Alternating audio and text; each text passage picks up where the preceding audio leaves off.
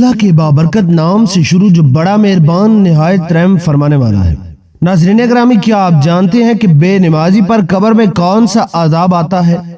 اور بے نمازی کو جہنم میں کس وادی میں پھینکا جائے گا؟ تو آج کی اس ویڈیو کے اندر ہم اسی موضوع کے اوپر مکمل تفصیل سے بات کریں گے۔ ویڈیو کو شروع سے لے کر آخر تک لازمی دیکھیں اور نئے آنے والے دوست چینل کو لازمی سبسکرائب کریں اور بیل آئیکن کو ضرور پریس کریں تاکہ ہماری آنے والی ہر ویڈیو کا نوٹیفیکیشن آپ کو آسانی کے ساتھ ملتا رہے۔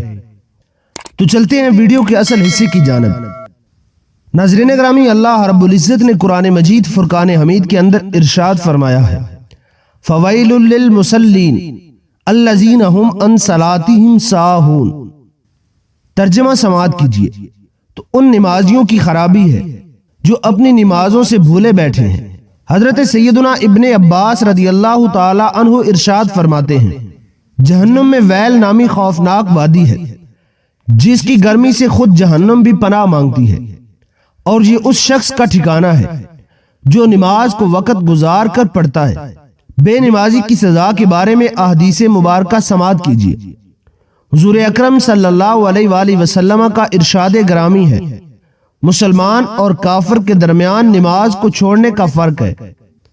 نبی مکرم نور مجسم صلی اللہ علیہ وآلہ وسلم کا ارشاد گرامی ہے، جو نماز کے معاملے میں سستی کرے گا اللہ عز و جل اسے 15 سزائیں دے گا، ان میں سے 6 دنیا میں اور 3 موت کے وقت، 3 قبر میں اور 3 قبر سے نکلنے کے بعد ہوں گی۔ دنیا کی 6 سزائیں یہ ہیں، اللہ تعالیٰ اس کی عمر میں برکت ختم کر دے گا، اللہ تعالیٰ اس کے چہرے سے نیک لوگوں کی علامات مٹا دے گا، اللہ تعالیٰ اس کے کسی عمل پر اجر و ثواب نہ دے گا، اس کی کوئی دعا حق تعالیٰ آسمان تک بلند نہ ہونے دے گا، دنیا میں مخلوق اس سے نفرت کرے گی اور نیک لوگوں کی دعا میں اس کا کوئی حصہ نہ ہوگا، اور موت کے وقت جو 3 سزائیں دی جائیں گی، ذلیل ہو کر مرے گا، بھوکا مرے گا، مرتے وقت اتنی سخت پیاس لگے گی کہ اگر سارے دریاؤں کا پانی بھی اسے پلا دیا جائے تو پیاس نہ بجھے گی۔ قبر میں جو اسے 3 سزائیں دی جائیں گی، اللہ تعالیٰ اس پر اس کی قبر تنگ کر دے گا اور قبر اسے اس طرح دبائے گی کہ اس کی پسلیاں ٹوٹ پھوٹ کر ایک دوسرے میں پیوست ہو جائیں گی۔ اس کی قبر میں آگ بھڑکا دی جائے گی جس کے انگاروں میں وہ دن رات الٹ پلٹ ہوتا رہے گا۔ اس پر ایک اژدہا مسلط کر دیا جائے گا جس کا نام اشجاع الاقرع یعنی گنجا سانپ ہے۔ اس کی آنکھیں آگ کی اور ناخن لوہے کے ہوں گے، ہر ناخن کی لمبائی 1 دن کی مسافت کے برابر ہوگی۔ وہ گرجدار بجلی کی مثل آواز میں کہے گا، میں اشجاع الاقرع ہوں، مجھے میرے رب نے حکم دیا ہے کہ میں تمہیں فجر کی نماز ضائع کرنے کے جرم میں صبح تا وقت ظہر اور نماز ظہر ادا نہ کرنے پر ظہر تا عصر اور نماز عصر ضائع کرنے پر عصر تا مغرب اور نماز مغرب نہ پڑھنے پر مغرب تا عشاء اور نماز عشاء ضائع کرنے پر عشاء سے صبح تک مارتا رہوں گا، اور جب بھی وہ ایک ضرب لگائے گا تو مردہ 70 ہاتھ زمین میں دھنس جائے گا، تو وہ اپنے ناخن زمین میں داخل کرے گا، اس کو دوبارہ نکالے گا، اور یہ عذاب اس پر قیامت تک مسلسل ہوتا رہے گا۔ ہم عذاب قبر سے اللہ تعالیٰ کی پناہ طلب کرتے ہیں۔ قیامت کے دن کی 3 سزائیں،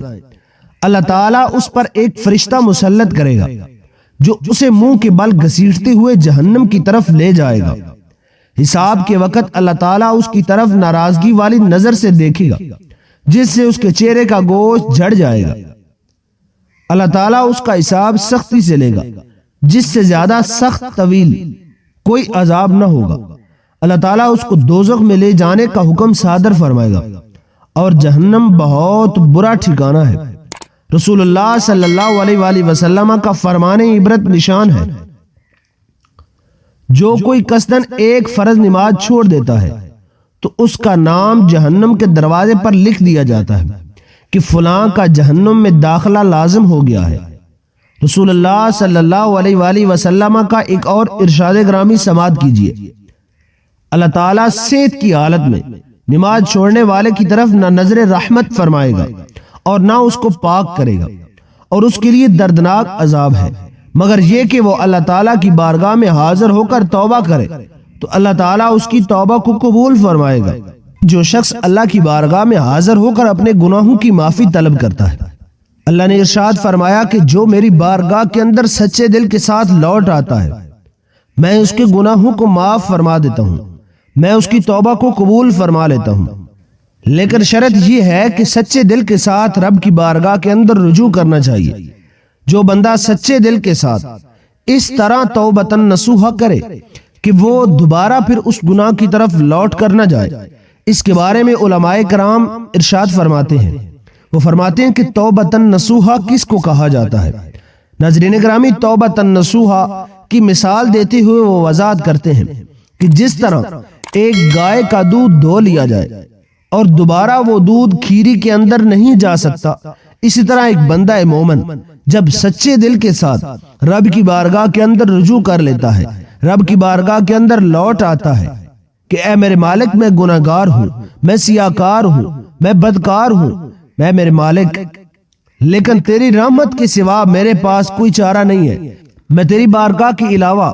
تیرے دروازے کے علاوہ کس کا دروازہ کھڑکا سکتا ہوں۔ ناظرین گرامی، جب اس عقیدے کے ساتھ بندہ رب کی بارگاہ میں گڑ گڑاتے ہوئے آتا ہے اور اپنے گناہوں کی مغفرت طلب کرتا ہے تو پھر اللہ رب العزت اس کے گناہوں کو معاف فرما دیتے ہیں، پھر چاہے وہ 99 قتل کرنے والا شخص ہی کیوں نہ ہو، اللہ کی ذات اس کو بھی معاف فرما دیتے ہیں۔ تو ناظرین گرامی، اللہ کی بارگاہ کے اندر دعا ہے اللہ کریم ہم سب کو 5 وقت با جماعت نماز ادا کرنے کی توفیق عطا فرمائے، اور جو نمازیں ہم سے رہ گئی ہیں